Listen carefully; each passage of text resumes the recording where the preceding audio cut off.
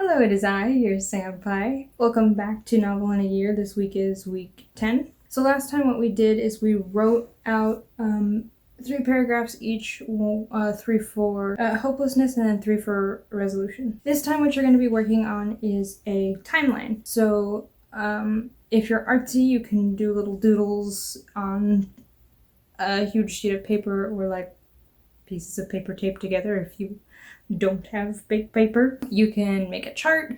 In Excel, you can, I'm sure they have like a timeline thing in Word. I could be wrong. But that's really it for this week, just putting that timeline together so you really have a good idea of what's going down. Last week, you submitted your questions to me about several different parts of the writing process, this series, or My Story Fractured. Here are the questions. First question is, what motivates you to write? When I first started writing, it was a way for me to live out stories that I couldn't in real life, go on adventures with people I couldn't, that kind of thing. What's the easiest part when writing? For me, I would say dialogue, compared to, say, like description or showing versus telling. What's the hardest part when writing? These days, it is descriptions, because I've got this fear of over describing things. When is it too detailed? Like, I try to think of things that are like important in the scene to describe, and I know sometimes I lack and you don't have a sense of what's in the room. How do you make a diverse set of characters? A lot of it has to do with the fact that a lot of my characters tend to be based on real people that I know, so I have interactions with them. They speak differently from each other, they look differently from each other,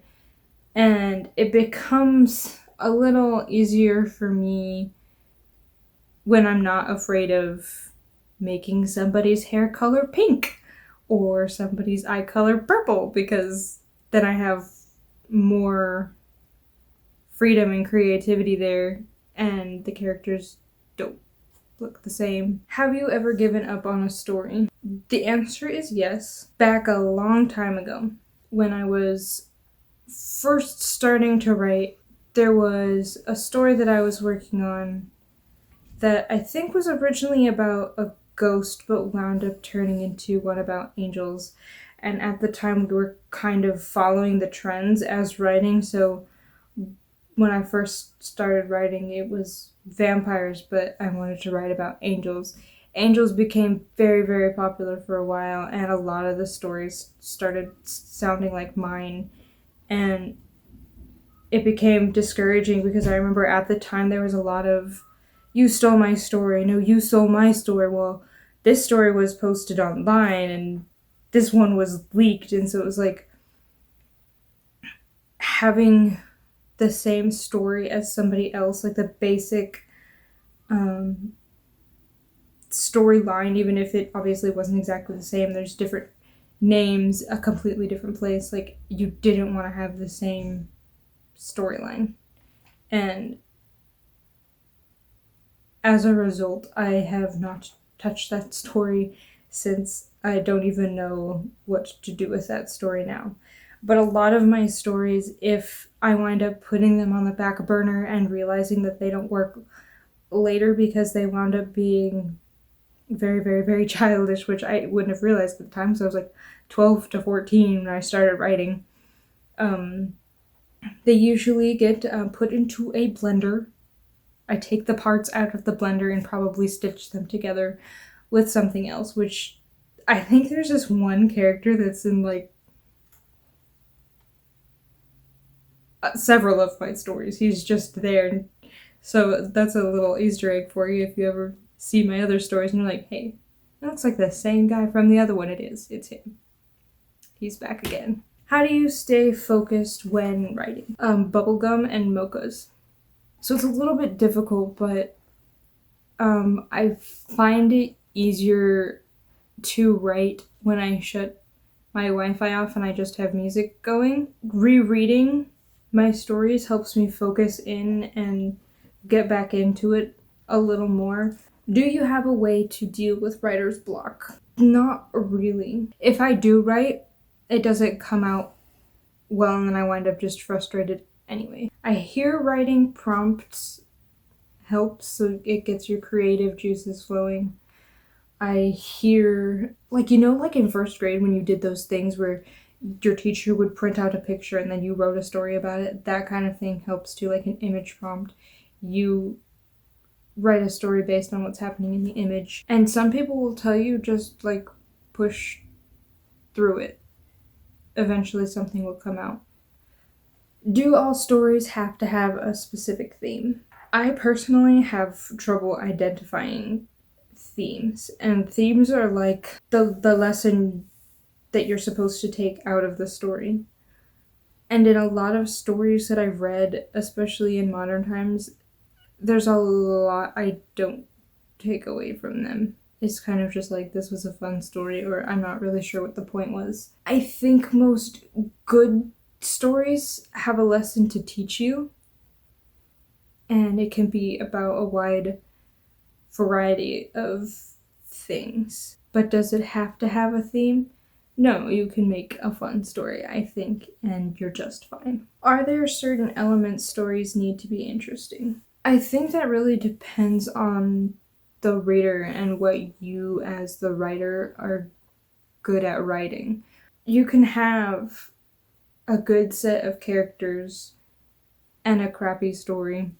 You can have a crappy story and an amazing set of characters.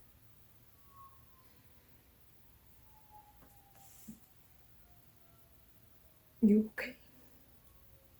They're not coming for you. It's okay.